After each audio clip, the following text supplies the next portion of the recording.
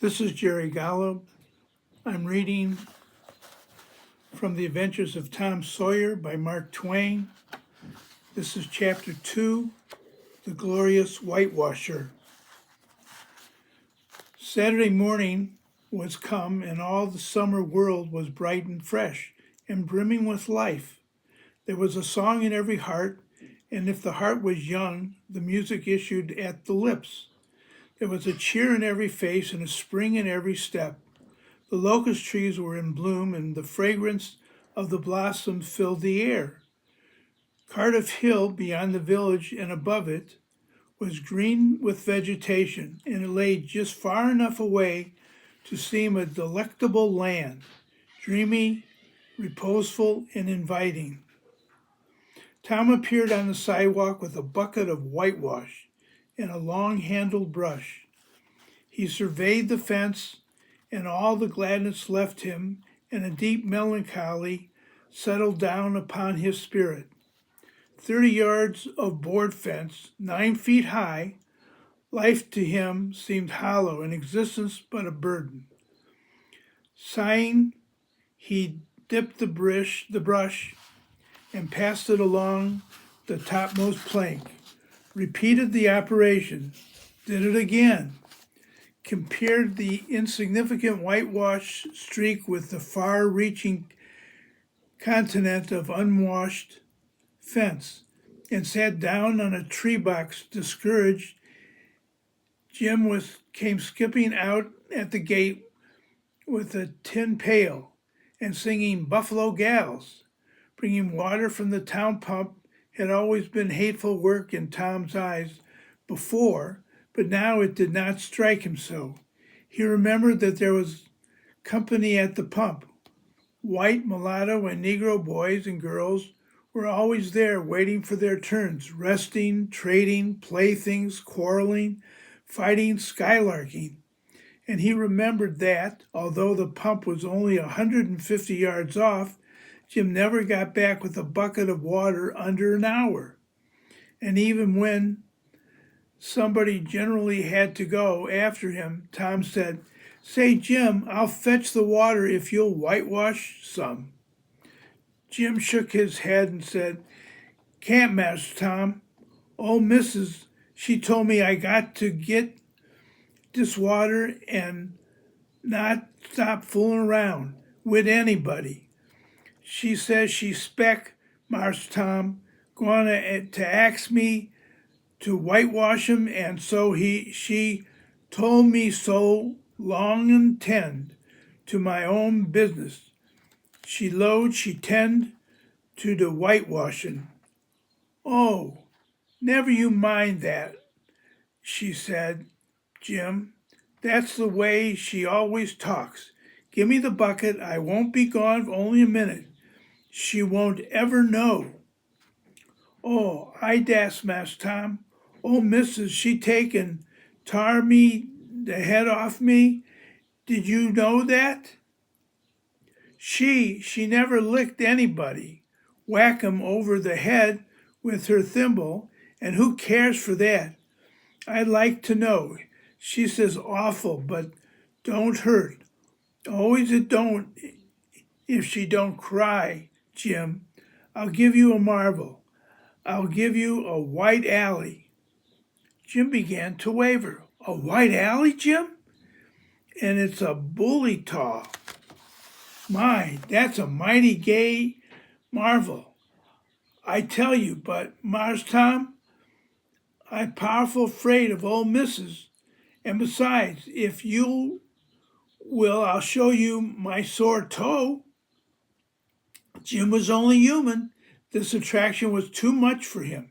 He put down his pail, took the white alley, and bent over the toe with absorbing interest while the bandage was being unwound.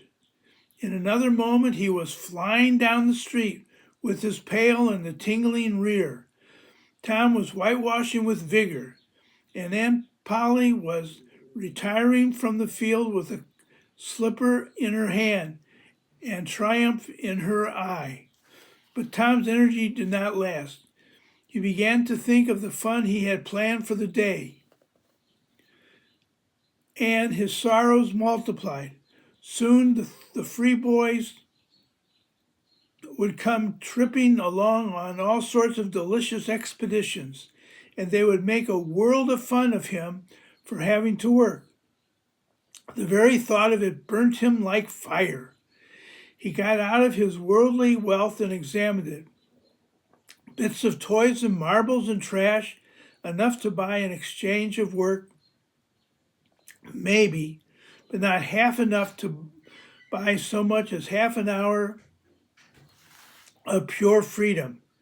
So he returned his straightened means to his pocket and gave up the idea of trying to buy the boys. At this dark and hopeless moment, an inspiration burst upon him. Nothing less than a great, magnificent inspiration. He took up his brush and went tranquilly to work. Ben Rogers hove in sight presently, the very boy of all boys whose ridicule he had been dreading. Ben's gait was the hop, skip, and jump, proof enough that his heart was light and his anticipation high.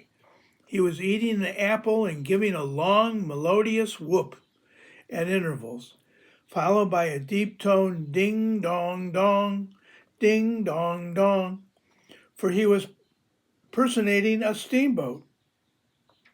As he drew near, he slackened speed, took the middle of the street, leaned far over to starboard, and rounded to ponderously with laborious pomp and circumstance, for he was personating the Big Missouri, and considered himself to be drawing 9 feet of water. He was boat and captain and engine bells combined, so he had to imagine himself standing on his own hurricane deck, giving the orders and executing them. "Stop here, sir, ting-a-ling-a-ling." The headway ran almost out and he drew up slowly toward the sidewalk. "Ship up to back, ting-a-ling-a-ling." His arms straightened and stiffened down his sides. "Set her back on the starboard, ting-a-ling-a-ling. Chow, chow, chow, chow." His right hand meantime describing stately circles, for it was representing a 40-foot wheel. "Let her go back on to larboard, ting-a-ling-a-ling, cha-chow, cha-chow." The left hand began to describe circles. "Stop the starboard, ting-a-ling-a-ling.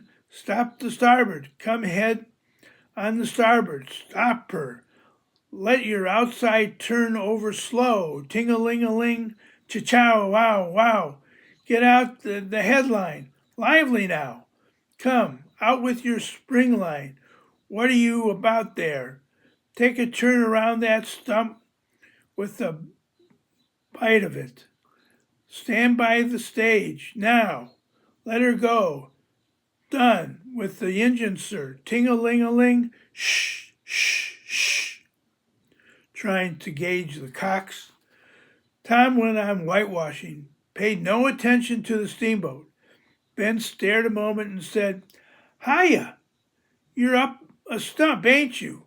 No answer. Tom surveyed his last touch with the eye of an artist.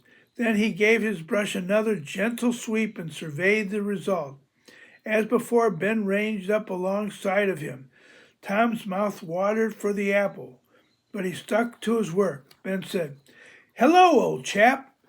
You got to work, eh?" Tom wheeled suddenly and said, "Why, it's you, Ben. I wasn't noticing. Say, I'm going in a swimming, I am. Don't you wish you could? But of course you'd rather work, wouldn't you? Course you would." Tom contemplated the boy a bit and said, "What do you call work? Why, ain't that work?" Tom resumed his whitewashing and answered carelessly, "Well, maybe it is and maybe it ain't. All I know is it suits Tom Sawyer." "Oh, come now. You don't mean to let on that you like it. The brush continued to move. Like it? Well, I don't see why I oughtn't to like it. Does a boy get a chance to whitewash a fence every day? That put the thing in a new light. Ben stopped nibbling his apple. Tom swept the brush daintily back and forth, stepped back to note the effect, added a touch here and there, criticized the effect again, Ben watching every move and getting more and more interested, more and more absorbed. Presently he said, "Say, Tom, let me whitewash a little." Tom considered, was about to consent, but he altered his mind. "No, no, I reckon it wouldn't hardly do, Ben. You see, Aunt Polly's awful particular about this fence, right here on the street, you know.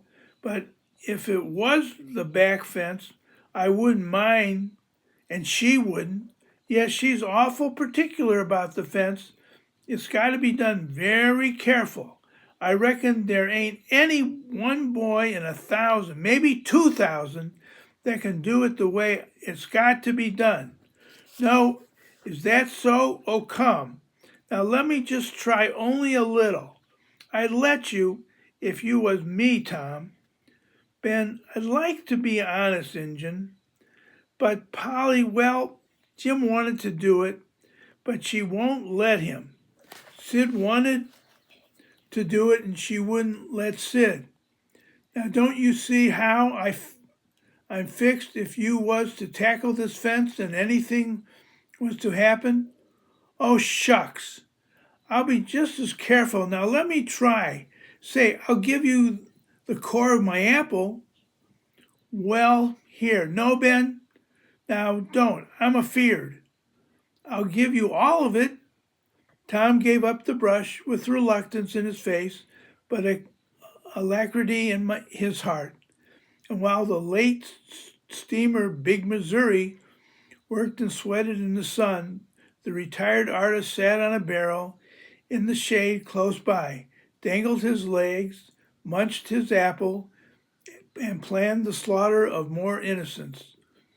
There was no lack of material. Boys happened along every little while. They came to jeer but remained to whitewash. By the time Ben was fagged out, Tom had traded the next chance to Billy Fisher for a kite in good repair, and when he played out, Johnny Miller brought in for a dead rat and a string to swig it with, and on hour after hour. But when the middle of the afternoon came, from being poor, a poverty-stricken boy in the morning, Tom was literally rolling in wealth. He had, besides the things before mentioned, 12 marbles, a part of a Jew's harp, a piece of blue bottle glass to look through, a spool cannon, a key that wouldn't unlock anything, a fragment of chalk, a glass stopper of a decanter, a tin soldier, a couple of tadpoles, 6 firecrackers, a kitten with only one eye, a brass doorknob, a dog collar, but no dog, the handle of a knife, 4 pieces of orange peel, and a dilapidated old sash. He had had a nice, good, idle time all the while. Plenty of company, and the fence had 3 coats of whitewash on it. If he hadn't run out of whitewash, he wouldn't have bankrupted every boy in the village. Tom said to himself that it was not such a hollow world after all. He had discovered a great law of human action without knowing it, namely, that in order to make a man or a boy covet a thing, it is only necessary to make the thing difficult to attain. If he had a great and wise philosopher comprehended that work consists of what a body is obliged to do, and that play consists of whatever the body is not obliged to do. And this would help him to understand why constructing artificial flowers of performing on a treadmill is work, while rolling 10 pins or climbing Mont Blanc is only amusement. There are wealthy gentlemen in England who drive 4-horse passenger coaches 20 or 30 miles on a daily line in the summer because the privilege costs them considerable money. But if they were offered wages for the service, they would turn it into work and then they would resign. The boy mused while over the substantial change which had taken place in the worldly circumstances, and then wended towards headquarters to report. And that's the end of chapter 2 of The Adventures of Tom Sawyer by Mark Twain.